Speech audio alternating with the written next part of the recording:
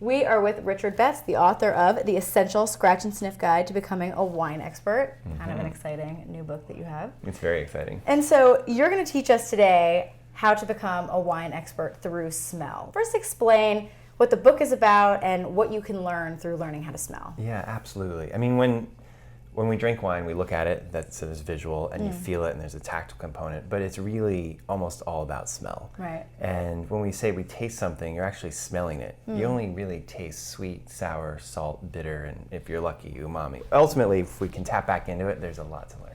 In the book, you talk about sort of there's different categories of smell. You know, you have Right. fruit smells and you have earthy smells.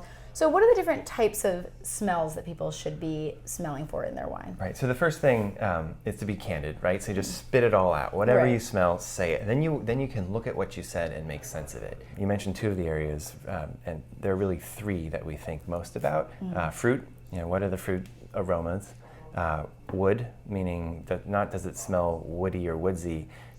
Oftentimes wood or wine is aged in oak, Right. and so that can impart a flavor too. And then the last one is earth, right? Are there any earthy flavors? And that's the one that people struggle with the most. Right. But I think that they don't. It's just a matter of having that sort of unhinged moment and just talking about it, because earth can be, the pavement outside on a hot summer day after Right. the rain, or even before the rain, or when you broke a bag of potting soil in the garage. And basically there are things that don't come from the fruit itself. So it's somehow the vine having a synergy with the place where it was grown, and it expresses something about that place. Right? And is there a certain method to it? So when you're, putting your nose in the glass, is there a certain range that it should be? Should you smell for a certain amount of time? Are there rules and regulations to smelling? There are no rules. There are no rules at all. I think that, you should always look at it. That's always a good place to start.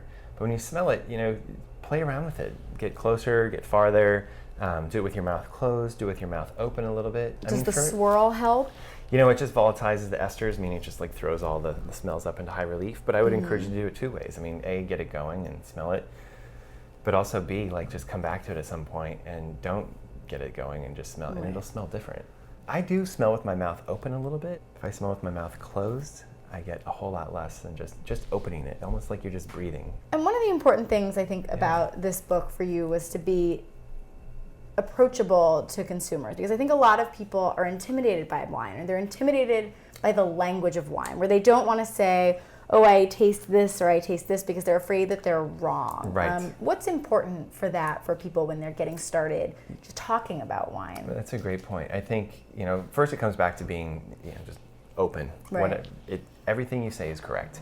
And for me, my most lofty ambition in wine is to really knock it off the pedestal. Work us out of the shadow of the time when, the sommelier was a scary old guy in a tuxedo with a Tastavan around his neck, and everyone was afraid to talk to him and afraid to say the wrong thing.